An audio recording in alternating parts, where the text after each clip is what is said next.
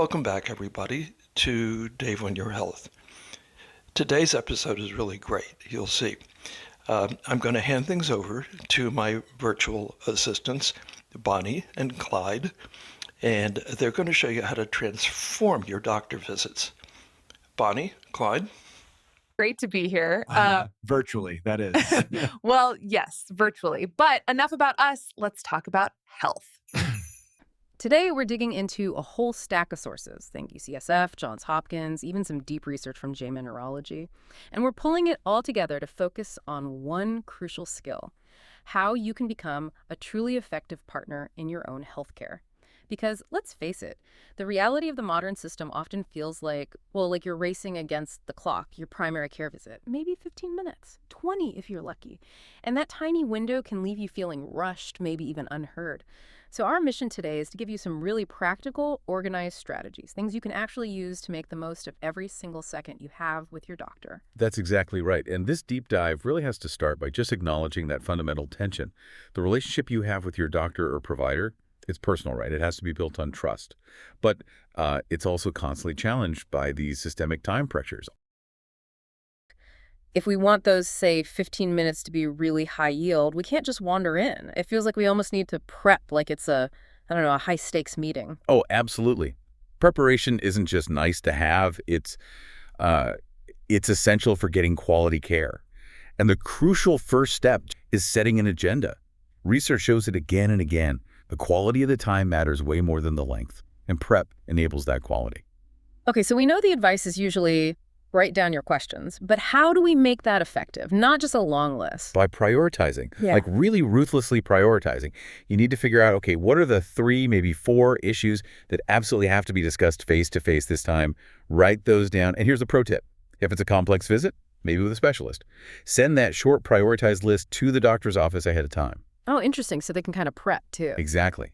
It lets the provider review your file with your main concerns already in mind. Saves time right there. We tend to bury the tough stuff, right? The thing that's really worrying us, maybe it's embarrassing or scary, we save it for last. Hoping the doctor might ask, or maybe running out of time. Yeah. Well, don't do that. Absolutely do not save the most important issue for the end. Don't bury the lead. Bring it up first. Wow. If you've got that persistent pain or you found a lump, whatever it is that needs to be item number 1, not some hurried question as the doctor's hand is on the doorknob. Okay, that's a big shift in thinking for many of us, I bet. And sticking with tactics, what about labs or tests? Yes. Pure efficiency, this one. If you know you do for lab work or maybe some imaging, try if you can to get those tests done before your appointment. So you can discuss the results in the visit? Exactly. You protect that valuable 15-minute diagnostic runway. You walk in ready to talk findings, not just ordering tests and then needing another appointment. Makes total sense. And what about our own history? Especially with a new doctor. Oh, crucial. You can't assume they know everything or have time to read your entire life story right then. So especially if you're seeing a new specialist, create a concise, maybe 1-page medical cheat sheet. Like a quick summary. Yeah, synopsis of your history, key dates like surgeries, who your other specialists are. It can save, honestly, 7 or 8 minutes of just information gathering. That's huge in a short visit. It really is. And one more thing on scheduling, if you know it's going to be a complex discussion like a new diagnosis or big treatment decision, don't hesitate to tell the scheduler when you book. Say, look, I think this might take longer than the standard 15 minutes. Is that okay to do? Does it cause problems? It's not being difficult. It's actually respectful of everyone's time. It lets the staff try to adjust the schedule if possible. It's about managing expectations. Okay, good to know. So we've covered the prep, the organization. Now let's shift to the content of what we share. And this is where it might get a little uncomfortable. That's the term. Yeah, telling the real deal. Look, for a doctor to diagnose accurately, they need accurate tools. And the main tool they have is the information you give them. So this means keeping meticulous records. A list of all your medications. Including vitamins, supplements? Everything, dosages too. And tell them about any changes, always. Also keeping some kind of symptom log or diary. Not just headache, but when did it happen? What were you doing? How bad was it? How did it actually impact your life that day? That level of detail. Yes. And names of other doctors, recent tests you've had elsewhere. It paints the full picture. Okay, but let's be real here. Radical honesty. It's tough, isn't it? Being totally honest about, say, missing doses of medication. Or maybe drinking a bit more than we should, or not exercising. We know we should be doing things differently sometimes. Isn't there a fear of being judged? It's a huge barrier, a huge psychological hurdle, absolutely. Yeah. Well, it's non-negotiable for good care. Patients sometimes hold back, they minimize things, or they think, oh, the doctor doesn't care about my stressful job or my family issues. Right. But that information helps the doctor understand the whole context. Stress, social factors, they all contribute to well-being or lack of it. So white lies about health habits are actually harmful. They fundamentally break the diagnostic process. It's like Oh. if you're not honest about, say, still smoking when you say you've quit or not taking your blood pressure meds, the doctor is treating a sort of ghost patient, a patient who doesn't match your reality. Huh. Never thought of it that way. And that leads to treatment plans that just won't work. You waste your time, your money, and doesn't improve your health. So honesty here, it's a direct investment in getting care that actually fits you. Okay. Powerful point. So we've prepped, we've gathered our honest facts, now we're in the room, door closed, that 15-minute clock is ticking. How do we make sure we communicate effectively and actually walk out understanding everything? Right, communication in the moment. First step of assertiveness here is actually just demanding clarity. Let's face it, medical visits can be overwhelming. Information overload, and doctors, sometimes slip into medical speak jargon. Mm-hmm. If the provider is talking too fast or using words you don't get, it is absolutely okay, Yeah. essential, even to politely interrupt. Just say, sorry, I'm not quite following you there. Could you explain that maybe in a different way or use an analogy? It feels awkward to interrupt a doctor, though. It can, but it's your health. Clarity is paramount. And there's a great technique for checking your own understanding, too. Which is Repeating the information back in your own words. Say something like, okay, so let me see if I got this right.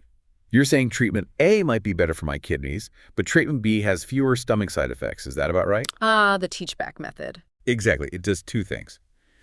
Helps you absorb it, and it lets the doctor immediately catch any misunderstanding, which would be critical. Okay, that's smart. And sometimes assertiveness means more than just asking for clarity, right? Physicians, often just because they want to be reassuring, might sometimes brush off concerns a bit too quickly. Like saying, oh, it's probably nothing without really digging in. Sort of, yeah. So if you bring up something specific, a pain, a change you've noticed, and you feel like you got a quick reassurance without a full discussion or exam plan, you absolutely have the right to circle back. Politely but firmly, you could say, I appreciate the reassurance, but I'm still feeling quite concerned about this particular symptom. Could we maybe talk about what steps we could take to rule out anything serious? So not aggressive, but persistent. Gentle insistence. It forces a deeper look rather than just moving on. Which leads us nicely into collaboration, doesn't it? It's not just about getting information, it's about shared decisions. Precisely. It's a partnership.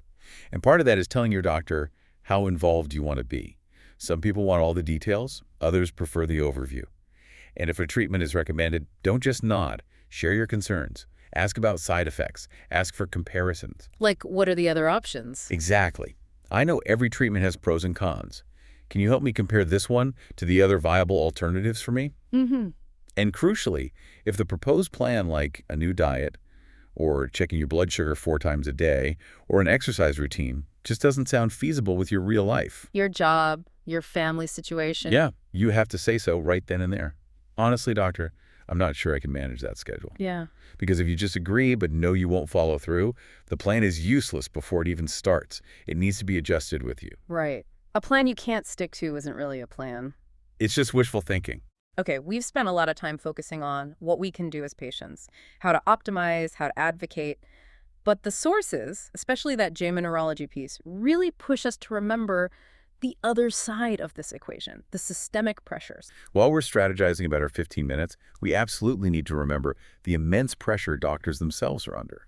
They're human beings dealing with, relentless schedules, administrative burdens, often skipping lunch, forgetting to drink water. Wow. And they're expected to show constant humanism, empathy, while sometimes receiving very little in return. That really reframes our earlier talk about patient assertiveness, doesn't it? It has to. We absolutely need to advocate for ourselves, demand clarity, be persistent. Wow. But we need to balance that with genuine respect, understanding the human being on the other side and the pressures they're facing. Right. It's about the tone. Entering the room expecting a partnership based on mutual respect rather than gearing up for a fight with someone you assume won't listen, that changes everything. Okay. So, bringing it all together now for the post-visit phase. The appointment ends, you walk out the door. The partnership doesn't stop there. Not at all. The preparation, in a way, continues into the follow-up. Practical aids are key here for serious appointments.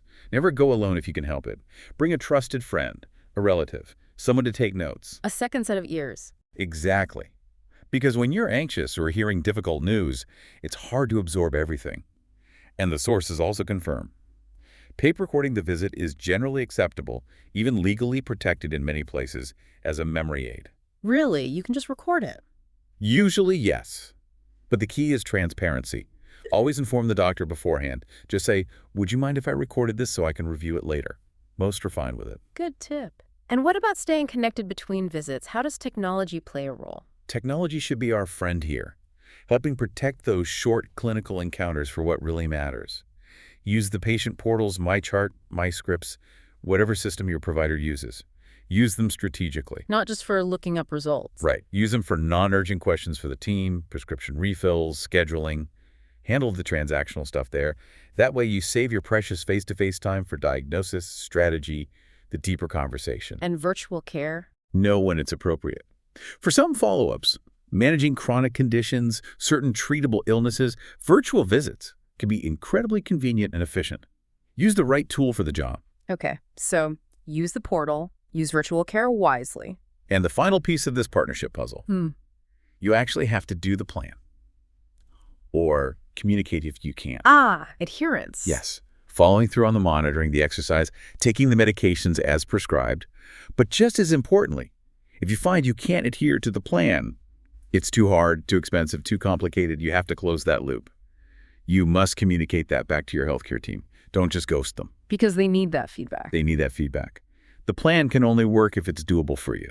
And only you can tell them if it's not. Wow. Okay, that was definitely a deep dive into really mastering that patient-doctor partnership. So, quick summary of the big takeaways. Prioritize your agenda before you go.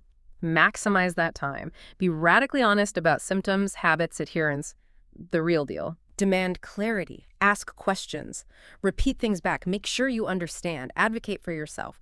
Persistently but respectfully. And maybe most importantly, remember the humanity on both sides of the stethoscope. The pressures are real. Absolutely. A strong partnership needs both people fully present. The patient, organized, honest, ready to participate, and the provider, hopefully, respectful, clear, and listening. The tension we talked about is undeniable, your need for time, the system's constraints squeezing the doctors. It's tough. So maybe the final thought for you, the listener, is this. Given this modern reality, fast-paced, sometimes feels like just transactions, how can we really leverage these tools, preparation, technology, that mutual respect, not just to get the best health outcomes for ourselves, which is critical, but also maybe to actively support the well-being, the humanity of the doctors we depend on?